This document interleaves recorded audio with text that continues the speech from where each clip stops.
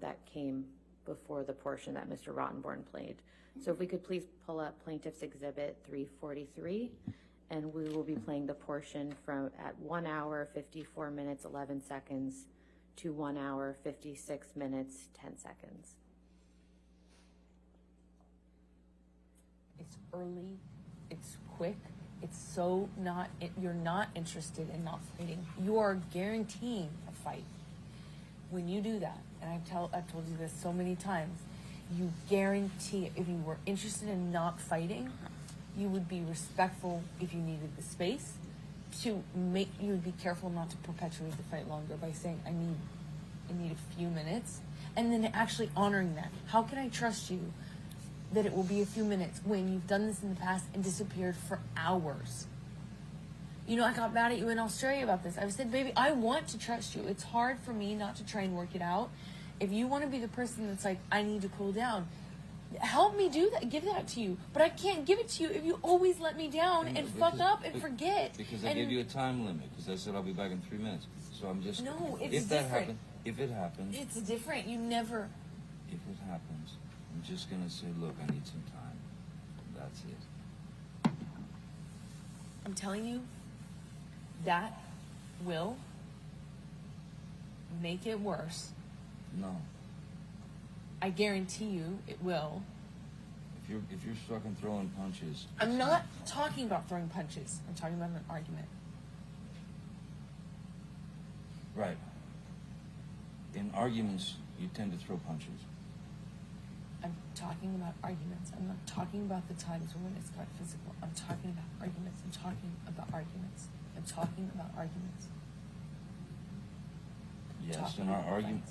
Earlier and earlier and earlier. Now you split. You take off right away. You don't deal with the issue. You don't deal with the confrontation, and you split.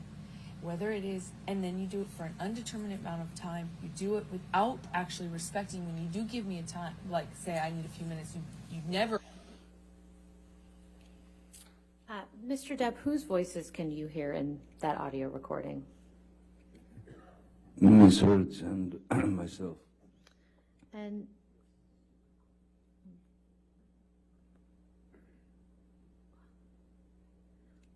there was a mention about Ms. Heard getting mad about something in Australia. What did Ms. Heard get mad at you about in Australia?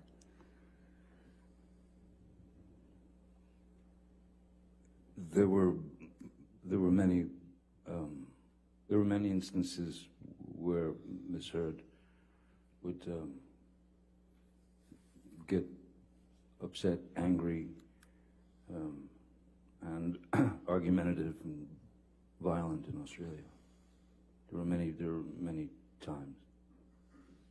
The one that was the day when my tip of my finger disappeared, that had to do with a phone call. When she arrived in Australia, she complained that an attorney who was explaining to her Objection, Your Honor, is hearsay as to what he alleges her attorney was explaining to her. That's clearly We hearsay. can move on, Your Okay, Honor. yes, ma'am. In the context of this audio recording that we just heard, what, to your understanding, is Ms. Heard referencing when she says you split? I would excuse myself from the situation. I would try to get away so that nothing escalated. Because if given the chance to allow things to escalate, Ms. Heard would take it to the very extreme, which ended up with my finger being chopped off. So I rather thought it was the best idea to avoid things like that. Mr. Depp, I'd like to show you what's been marked as Defendant's Exhibit 272. I believe this is another document that you saw during your cross-examination. Do you recognize these text messages?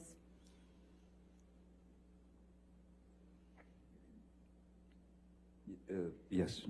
And these were after your detox on the island, is that right? That's correct. Now, where it says here, this was the right thing to do to speed up the process, what are you referring to there?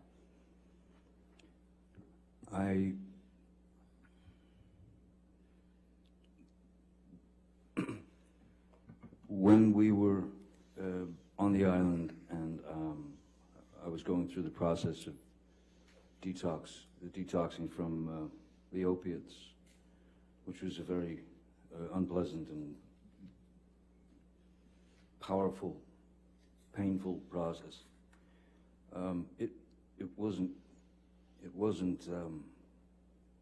working with Miss Heard there.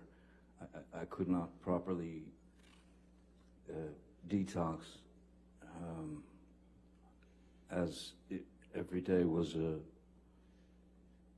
another problem or this or that. So I asked we leave the island and go back to Los Angeles, and I asked Ms. Heard if she would please allow me to get a bungalow at the Beverly Hills Hotel where she and her friends could go for, I needed 5 days, 6 days, 7 days, anything I could get where I could finish the detox by myself without any unnecessary interruptions or unpleasant interruptions. To which she replied that she was felt like I was throwing her out and abandoning her, and after all she had done for me. When the fact is, though, no matter what I wrote to her mother and to her, I needed the time, because I would have gone straight back to the pills. I would have not been able to detox properly without that time alone. And she reluctantly gave me the time. And I sent her and her friends to Beverly Hills Hotel and in a bungalow, and went through the detox by myself in Penthouse 3 for the next 5 or 6 days. Mr. Depp, last week Mr. Rottenborn showed you a video that was taken of yourself where you're slamming some cabinets. Do you recall that? Yes, I do. First of all, where are you in that video? That's the kitchen at a house that I've on Sweetser that I've lived in since mid-90s. And do you recall what you were upset about in that video? Objection leading.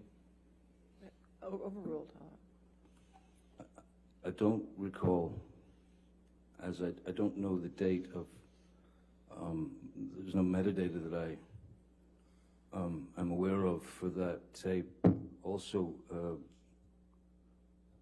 apparently looking for any metadata is impossible, as it is Your now Honor, owned beyond the by... scope of the I'll question. sustain the objection. You want to ask the question Mr. again? Depp, what do you remember, what, if anything, do you remember being upset about that resulted in what was seen in that video? I can't recall if it was bad news about my mother's health. I can't recall if it was something to do with my former business managers, finding out that they'd taken me for a very nasty ride. I don't recall exactly what it was about. What I do know is that it didn't have anything to do with her. Objection beyond the scope of the question. Overruled, I'll allow it. It's fine.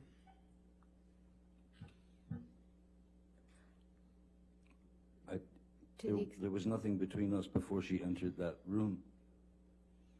It was me alone.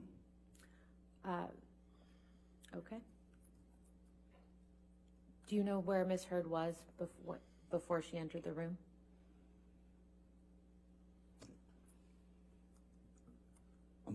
I assumed that she was up in the, she'd gotten out of bed and gotten dressed and come downstairs.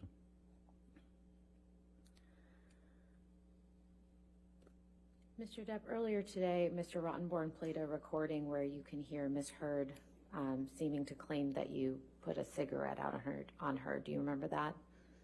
I remember hearing that, yes. I'd like to play you another recording, which is Plaintiff's Exhibit 365. Okay. And this is, for the record, an 11-second recording, so we'll be putting in the entire. All right. Any objection to 365? No, Your Honor. All right, 365 in evidence.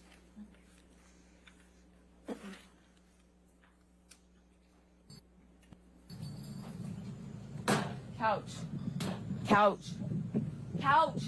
You give me one couch. I gave you 3 other couches. 2 couches. Give me one, You please. pay attention to it. Please, give me couch. What do you want? Couch. Couch, what? What do you want? I want couch. We don't have to see one. I want couch. Couch. Agreed, please, though. You said you agreed Couch, before we agreed. started talking. You want to stop fighting? Have I been fighting? Yes. Your Honor, she said this was Everything 11 you said has seconds. been nasty and provoking and mean-spirited. Not you. No, I'm not saying it's that. 45. You asked. I'm sorry. I'm sorry, I think I misspoke. I may have been 45. I may have misremembered. She said It's it a. was 11 seconds long, and that went way longer. I apologize. I misremembered. All right, it's in evidence. It may help if could we ask them to move the media player so we can see it too, because we just have a blank screen, so. Okay, it's Well, 45 that's just seconds. probably because we didn't publish it. There you go.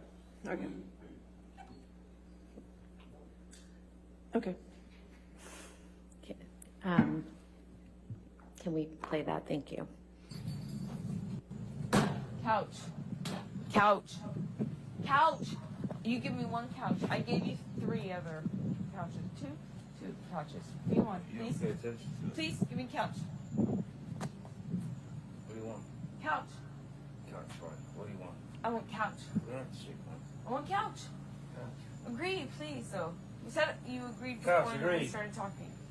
You want to stop fighting? Have I been fighting? Yes. Everything you've said has been nasty and provoking and mean-spirited. Not you. No, I'm not saying that. You asked me yours. By the way, you just threw a fucking cigarette on me. Mr. Depp, do you recognize what's in that recording? Do I recognize what's in the recording? Yes.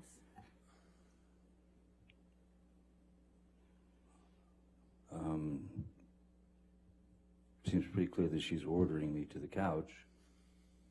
And I didn't want to go through with any, again, avoiding confrontation, trying to avoid confrontation in any way.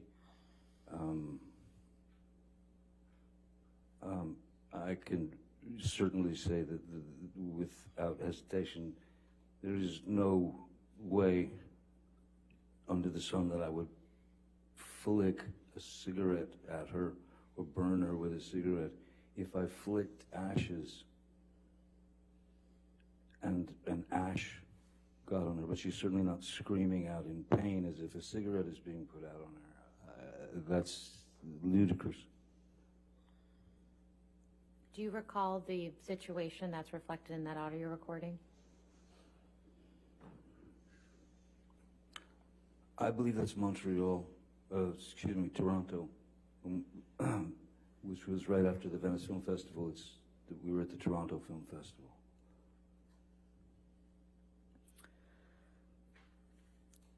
Mr. Depp, I'd like to ask you about a couple text messages from May 22nd, 2016 that Mr. Rottenborn asked you about earlier. Yes. And before I do, could you please remind the jury what was going on between you and Ms. Hurd on May 22nd, 2016? On May 22nd,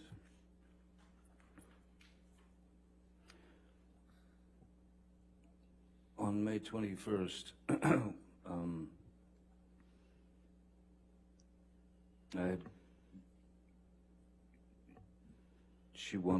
hadn't seen her since the 22nd of April, her birthday, which was when I left at 4:30 in the morning.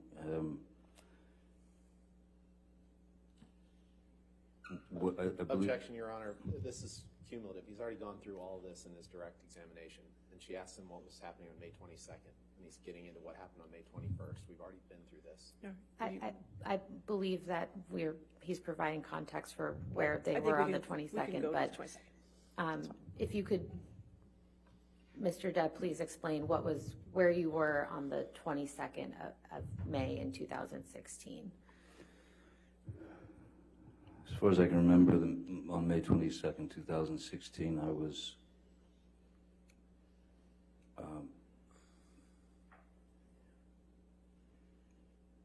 preparing to leave for New York for rehearsals and then a tour with the Hollywood Vampires.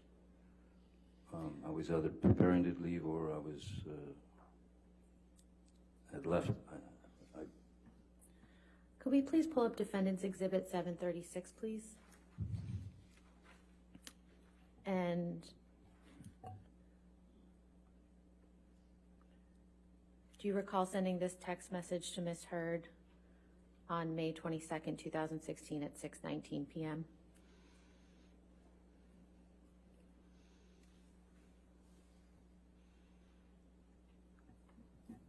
Yes, I do. What did you mean when you told her nothing I have to say to you should elicit anything but a sense of ease?